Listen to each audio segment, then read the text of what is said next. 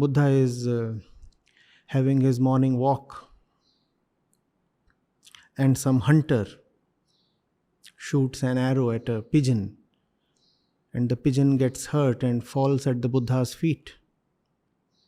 And the Buddha picks him up, and the shooter comes to him and says, I shot him down. He's my catch. Give him to me. The Buddha says, no, I won't give him to you. The shooter says, but that's against the law. I am entitled, as per the law of the land, to make a living by killing living beings, birds, animals, and selling their flesh. The Buddha says, compassion is higher than justice. The life of an innocent being is higher than the law of any land. So that's Buddha. For him, compassion is above everything else.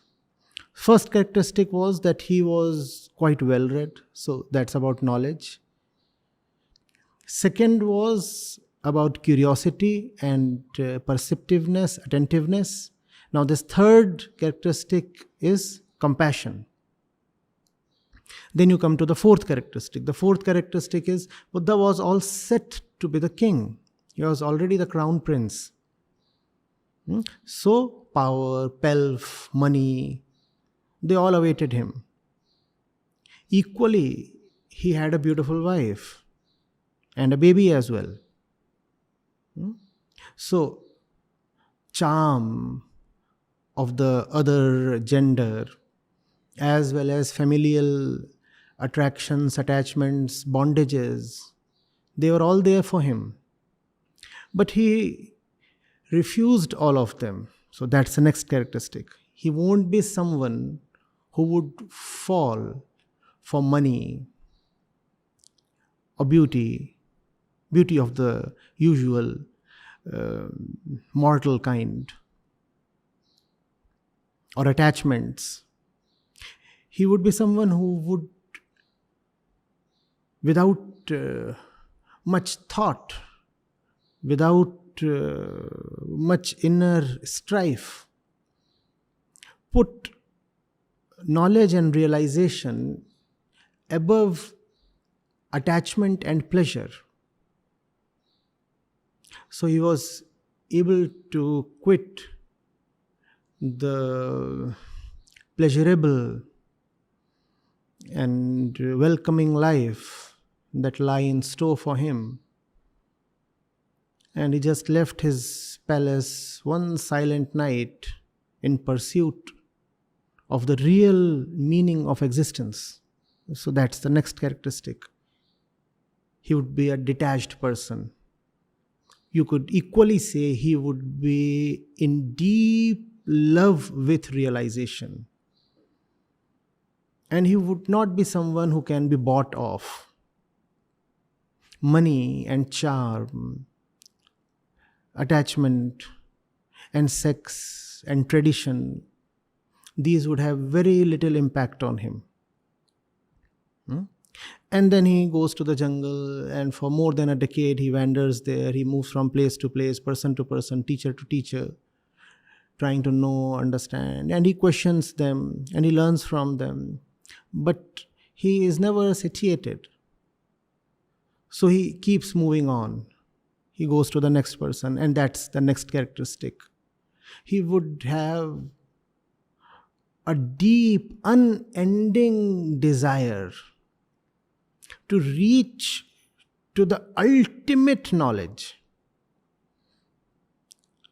He would not just lazily conclude and stop at any one point.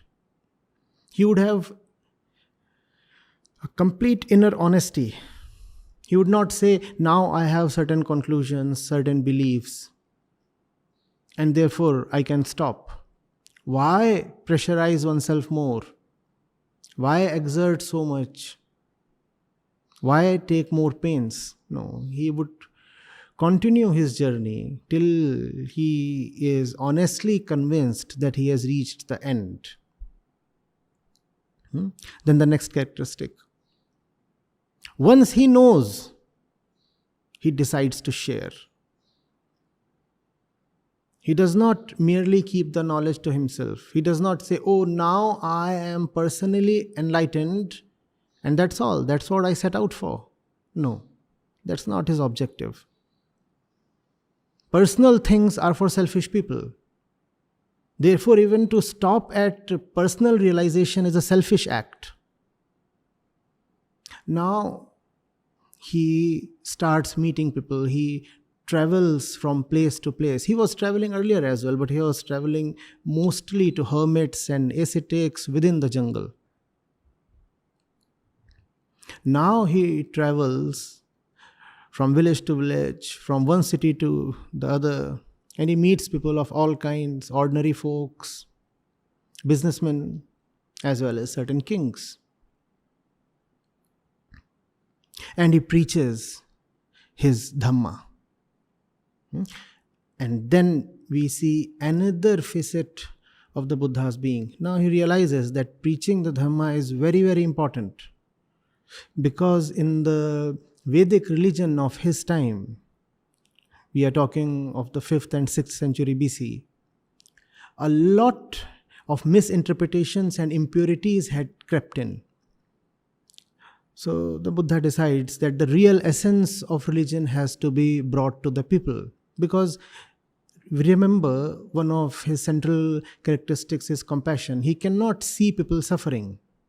And when, in an age, religion gets distorted, then people suffer endlessly because religion itself is the only possible antidote to suffering.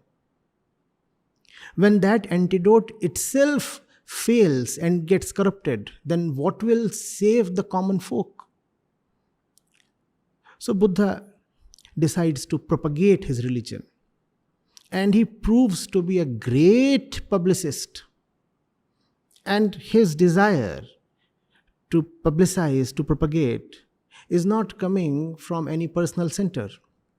His personal self he has already conquered, or you could say extinguished. That's the meaning of nirvana, to extinguish. The personal self is already gone. But he moves from this place to that place and raises an entire organization. The Buddha Sangha was a marvel of its own kind. Not that he wanted to have some kind of entrepreneurial zeal or act.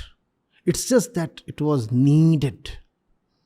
It was an organization raised not out of the need to expand your personal self and ambition, but an organization that was the imperative of its time. You needed that so that the people could be saved.